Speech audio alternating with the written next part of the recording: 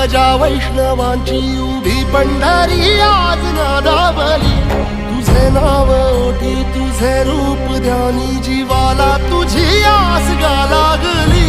जरी बाप साऱ्या जगाचा परी तू आम्हाले कराची विठू माऊली।